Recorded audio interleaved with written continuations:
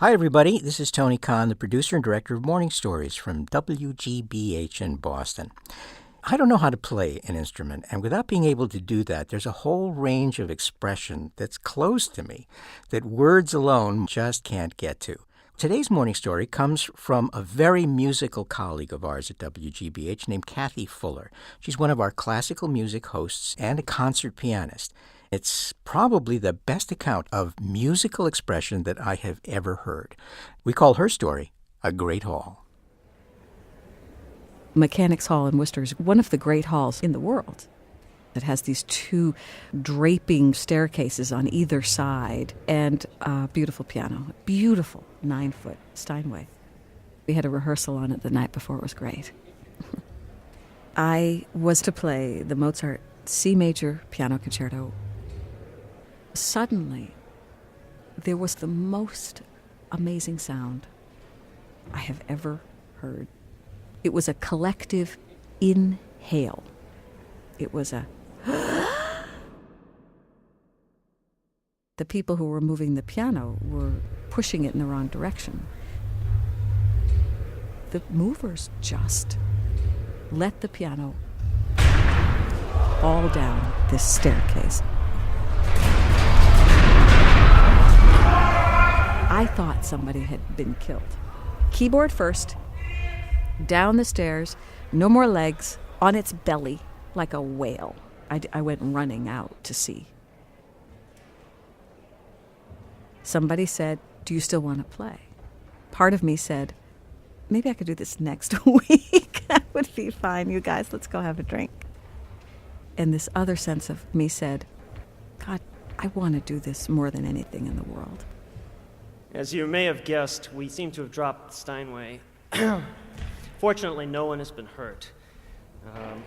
If we can get the substitute piano into a position, I went back to the green room and waited. And they went off like on an expedition, a safari, and found this. It was one of those pianos that sits around in a conference room for, sing-alongs, stains on the soundboard. And they brought it out and put it on the floor down below the conductor. Some of the keys were out of position. I don't think it had ever been tuned. I had absolutely no idea if it was going to sound like a harpsichord, if the first note, had a hammer. If any of these notes didn't work, how was I going to work around that? This was going to be a bumpy ride. I play just a little turning phrase, and in that is the stuff of the entire concerto. It's Mozart twinkling, opening his eyes, raising his eyebrows, going, "Can you guess what I'm going to do now, you guys? Listen to this." These little things reflect his joy for living. I guess I didn't want to think that I had a bad tool or that I had stuff against me. I couldn't at that point. I think I just sort of decided that I would play it better than I've ever played it. I had to believe in the piano. I just had to make this work.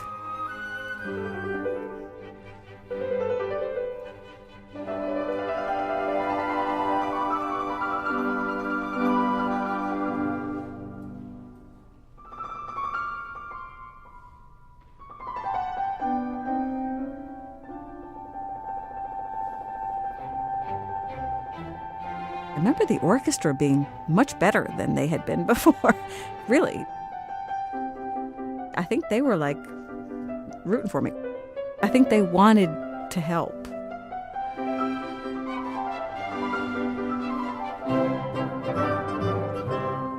You always feel an audience. You know if they're listening. And they were listening. Even though I never looked at them. I felt them very, very present.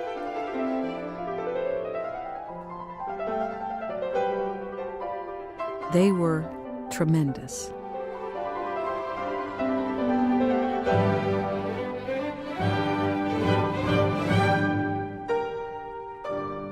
It's hard to listen to that piano. It has so sorry a voice.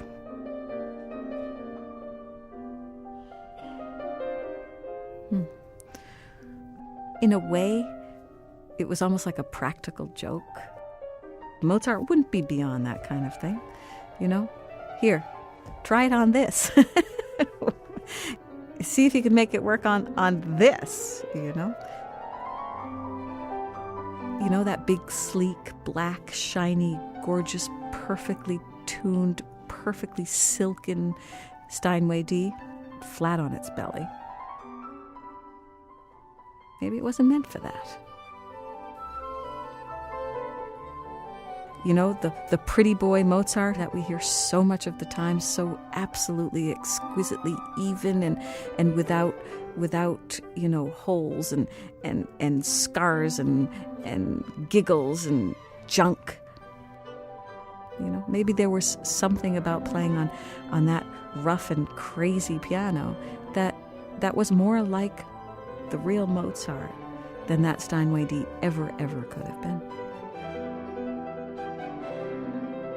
Absolutely, I can believe that.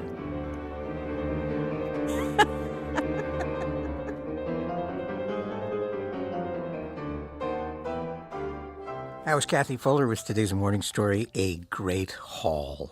Gary Mott, believe in your piano. This story did make me think about a time in 8th grade, speech and drama class. I and 2 other students were doing a scene from The Hunchback of Notre Dame. So whom did you play? I was Claude, the evil priest, and there was another girl that sat opposite me, and then there was Quasimodo, played by Rob. Rob. Yeah.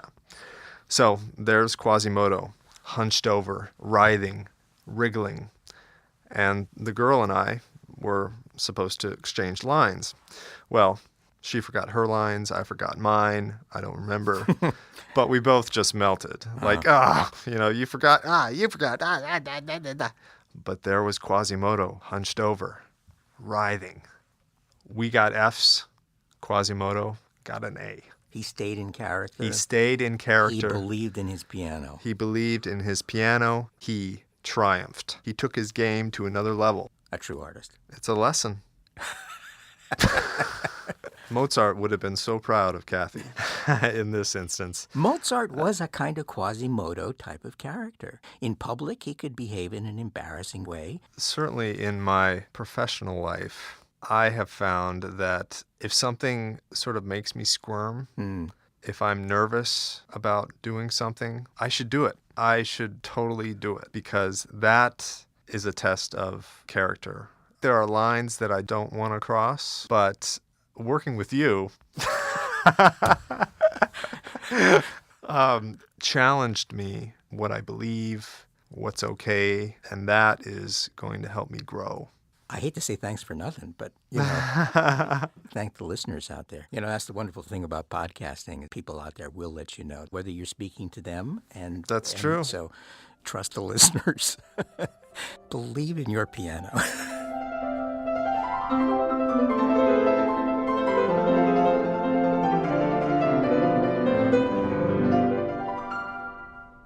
It's never too late. You don't think so? Maybe you could teach me.